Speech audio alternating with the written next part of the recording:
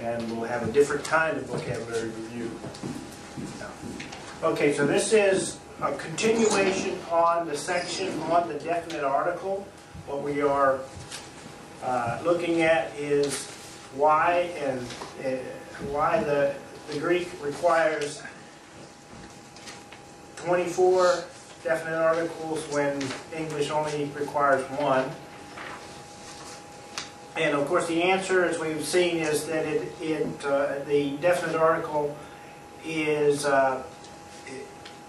one of the answers is a definite article specifies 3 different genders, 2 different numbers, that is singular and plural, and 4 different cases. And so if you multiply 2 times 4 times 3, you get 24. And that's the solution to that. So we will expect, well, this is the first half of the 24. It's the first 12. The nominative forms of the definite article and the genitive forms. Yes. I'm sorry, because I haven't been here. Can you review what nominative Okay. and genitive is again? Nominative is the forms that identify the subject of a sentence, or the subject of a phrase. That will be a nominative. Many times a name will be in a nominative, although there's a separate form for naming some names. But anything that is the subject of the sentence, in the sentence, the boy kicked the ball, the word boy would be nominative. And the definite article the would be nominative. What about the ball? Would the ball be nominative? No, ball would be accusative. Okay, because this is the object. So that's a separate case. If you wanted to say the boy's ball, you would say it the ball of the boy, and that in that sentence the word boy would be genitive. Genitive is the of the case. Now here's just how this works out in terms of some of the vocabulary that we have been studying. Ha is a masculine nominative singular definite article. The boy who's kicking the ball. Okay, well again, we're going to use some of our vocabulary. Stauros. For ha stauros would be translated the cross. Okay? Ha would be the definite article you use, and the os ending. Now, any one of those words that we have been studying then, where the ending was os, that's a sign of the masculine gender and this particular pattern.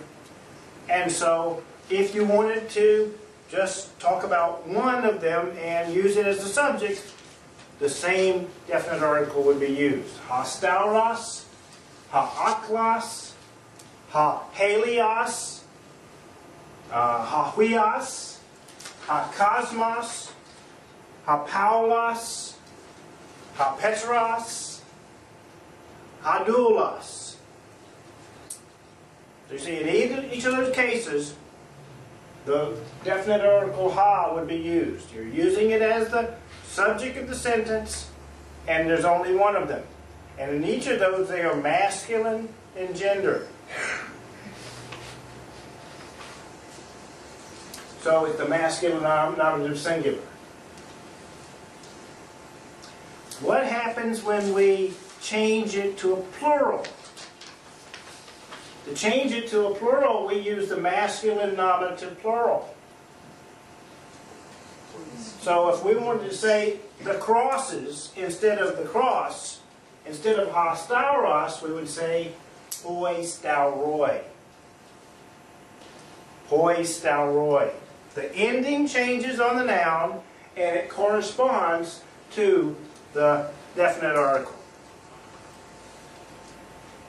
So it would be like saying those, like instead of the cross.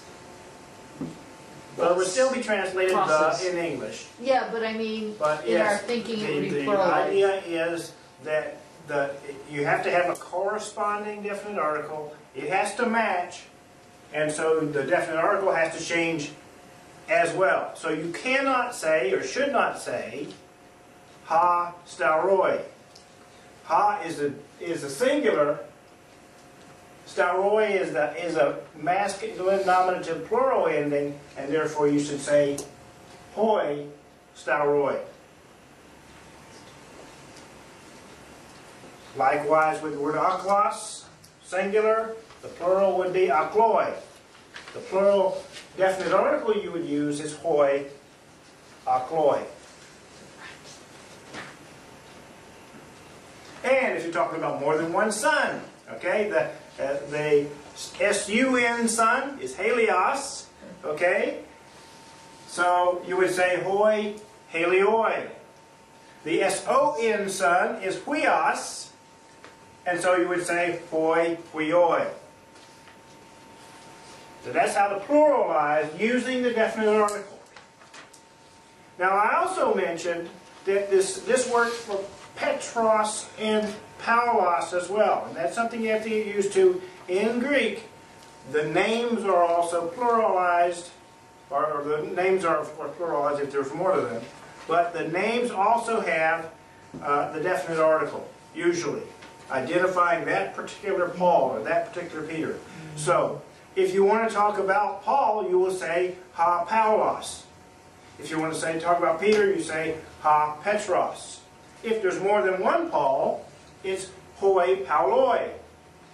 If there's more than one Peter, it's hoi Petroi.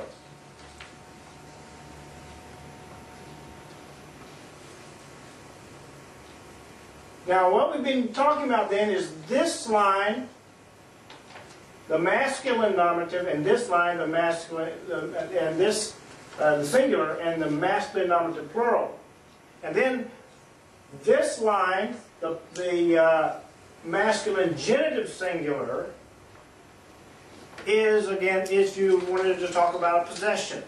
Say if you wanted to talk about something that belongs to Paul, it would be tu Paulu. Tu is a definite article, and the ending would correspond to that. Tu Paulu, belonging to Paul, or of Paul.